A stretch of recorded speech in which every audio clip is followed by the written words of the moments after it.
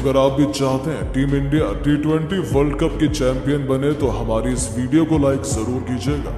दोस्तों, पाकिस्तान के खिलाफ सबसे बड़े मंच पर भूखे शेर की तरह दहाड़ा है विराट कोहली का बल्ला। कुंफू पांड्या के साथ मिलकर मचाया इस कदर कोहराम, एक बार फिर कदमों के नीचे कुचल कर रख दिया पाकिस्तान का घमंड। तो आखिर कैसे, जब आखिरी ओवर में इंडिया को जीत के लिए 19 रनों की दरकार थी। शाहीन की रफ्तार के आगे हमारी जीत नामुमकिन थी। किंग कोहली के साथ हार्दिक के चमत्कार से भारत ने रचा इतिहास। अंतिम गेंद तक चले इंडिया पाकिस्तान के बीच महामुकाबले में उनकी बल्लेबाजी से लेकर टीम इंडिया की जीत की कहानी, इसकी पूरी हाईलाइट हम आपको दिखाएंगे। लेकिन उससे पहले आपको क्या लगता है कि विराट, हार्दिक और रोहित में कौन है सबसे महान बल्लेबाज और कप्तान? हमें नीचे कमेंट करके जरूर बताएं। दोस्तों, T20 वर्ल्ड कप के मंच पर जब दुनिया की दो सबसे खूंखार टीमें इंडिया और पाकिस्तान एक दूसरे के आमने सामने उतरी, तब गेंद और बल्ले के बीच कुछ ऐसा हुआ जिसने पूरे क्रिकेट जगत को हिलाकर रख दिया। सांसें रोक देने वाले इस मैच में टीम इंडिया के कप्तान रोहित शर्मा ने टॉस जीतकर पाकिस्तान को पहले बल्लेबाजी करने का न्योता दिया। पूरी दुनिया की नजरें इस मुकाबले में टिकी हुई थी, क्योंकि एक बार फिर क्रिकेट जगत के दो जानी दुश्मन एक दूसरे के आमने सामने थे। लेकिन T20 के महासंग्राम में पाकिस्तान शुरुआत में ही कुछ ऐसा कर जाएगा, इसकी कल्पना भी किसी ने नहीं की थी। जी हां, न्यूयॉर्क के नसाउ काउंटी क्रिकेट स्टेडियम में भारतीय गेंदबाजों की बेरहमी से कुटाई करते हुए पाकिस्तान ने हमें 208 रनों का लक्ष्य दिया, जिसमें बाबर और फखर जमान ने अच्छी बल्लेबाजी की, जिसकी बदौलत पाकिस्तान हमारी टीम के सामने 207 रन बनाने में कामयाब रहा। पाक कप्तान बाबर ने 79 रनों की शानदार पारी खेली, वहीं 56 रन बनाकर फखर ने भी महफिल लूटी। आखिर में इफ्तिखार अहमद ने कुछ अच्छे शॉट खेलकर अपनी टीम को एक बड़े लक्ष्य तक पहुंचा दिया।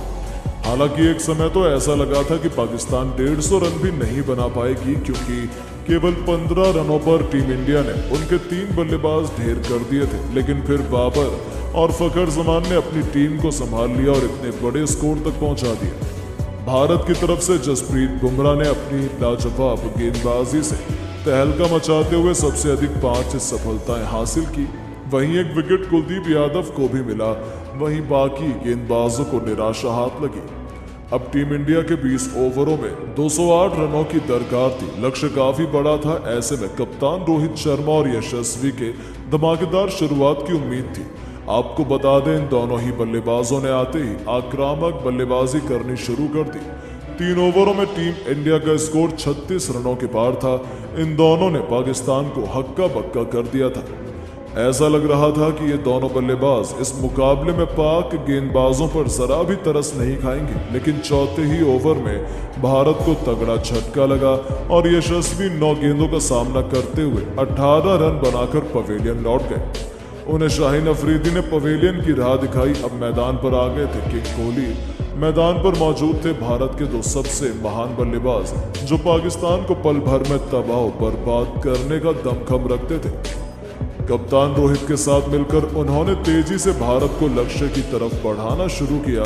पर दोस्तों, पेस अटैक के आगे दोनों ही बल्लेबाज जूझते नजर आए। मोहम्मद आमिर और हैरिस रऊफ ने दोनों को बांधे रखा था, लेकिन तूफान को कोई कब तक रोक सकता है। कोहली ने आमिर के ओवर में 2 छक्के और 1 चौका लगाते हुए ये बताया कि आखिरकार किंग कौन है। उन दोनों के बीच एक अच्छी पार्टनरशिप पनपने लगी थी। दोनों ने देखते ही देखते टीम इंडिया को मैच में बराबरी पर ला खड़ा किया। दोनों ने 50 रनों से अधिक की साझेदारी बनाई, जिसकी बदौलत ही भारत 10 ओवरों के बाद 109 रनों तक पहुंच गया था। लेकिन फिर अच्छी बल्लेबाजी कर रहे रोहित शादाब की गेंद पर कैच आउट हो गए। हालांकि जाने से पहले उन्होंने 48 रनों की एक शानदार पारी खेली। अब मैदान पर थे किंग कोहली और हार्दिक पांड्या। जी हाँ, ये वही बल्लेबाज हैं जिनसे इस वक्त दुनिया भर, खास तौर पर पाकिस्तान के गेंदबाज खौफ खाते हैं। टीम इंडिया को जीत दिलाने की जिम्मेदारी इन दोनों बल्लेबाजों के कंधों पर थी। बता दें, इन दोनों ने संभल कर भारत को जीत की तरफ बढ़ाना शुरू किया। हालांकि इस बीच रनों की रफ्तार में लगाम सी लग चुकी थी। 19 ओवरों में टीम इंडिया 140 रन भी नहीं बना पाई थी। हालांकि फिर उन्होंने काउंटर अटैक करने का मन बनाया। इन दोनों के बीच देखते ही देखते 50 रनों की पार्टनरशिप हो चुकी थी। कोहली ने दोबारा पाकिस्तान की धज्जियां उड़ाते हुए 32 गेंद पर अर्धशतक ठोक दिया था। पांड्या भी अपनी ताबड़तोड़ बल्लेबाजी से उनका बखूबी साथ निभा रहे थे। इन दोनों की आतिशी बल्लेबाजी के दम पर इंडिया ने मुकाबले के अंत तक पहुंचा दिया। आखिरी 5 ओवर में भारत को जीत के लिए 58 रनों की जरूरत थी। जीत काफी मुश्किल लग रही थी क्योंकि हर ओवर में लगभग 15 रन बनाने थे। ऐसे में इन दोनों की बल्लेबाजों को करिश्माई बल्लेबाजी करनी थी।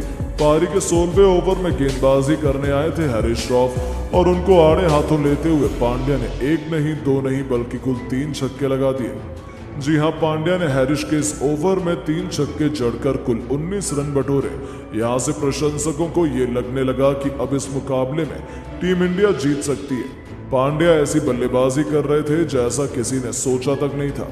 हालांकि फिर मोहम्मद आमिर के दम पर पाकिस्तान ने भी वापसी करी और 17वें ओवर में टीम इंडिया केवल 5 रन बना पाई थी और अब बारी थी किंग कोहली की। 18वें ओवर में गेंदबाजी करने आए थे पाकिस्तान के सर्वश्रेष्ठ तेज गेंदबाज शाहिन अफरीदी और फिर क्या था, कोहली ने इस ओवर में अपनी क्लास दिखाई। अफरीदी ने कोहली को स्लोअर बॉल डाली और यहां उन्होंने कर दी बड़ी गलती क्योंकि विराट को खराब गेंद डालना, वो भी उस समय जब विराट बाउंड्री का इंतजार कर रहे हो, किसी भी गेंदबाज को काफी महंगा पड़ सकता था।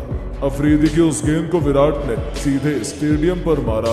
इतना ही नहीं, शाहीन अफरीदी के इस ओवर में 2 चौके और 1 छक्का लगाते हुए विराट ने कुल 18 रन बना डाले।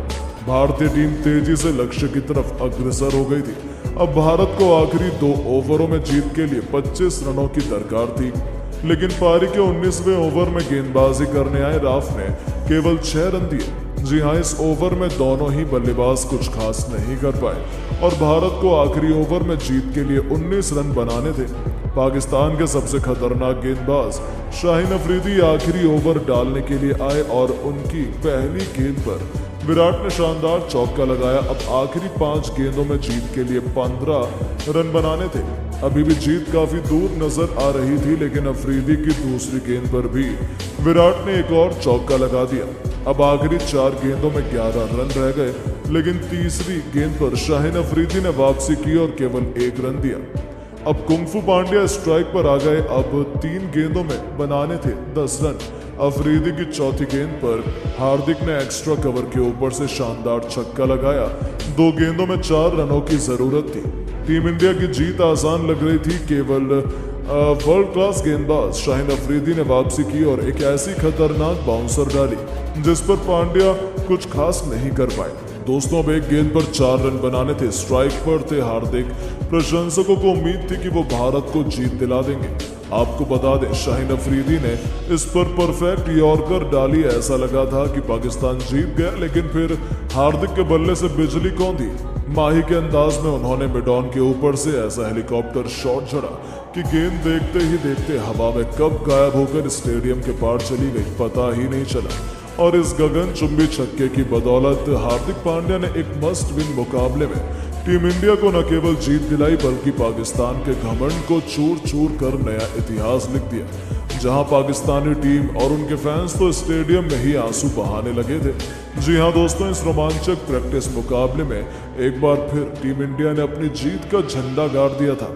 जहां किसी ने सपने में भी नहीं सोचा होगा कि पाकिस्तान की टीम इंडिया इतना बुरा हाल कर देगी, वो भी उस समय जब पाकिस्तान ने इतना बड़ा स्कोर खड़ा कर दिया था और पाकिस्तान के गेंदबाजों को एक्सपोज करके टीम इंडिया ने रख दिया।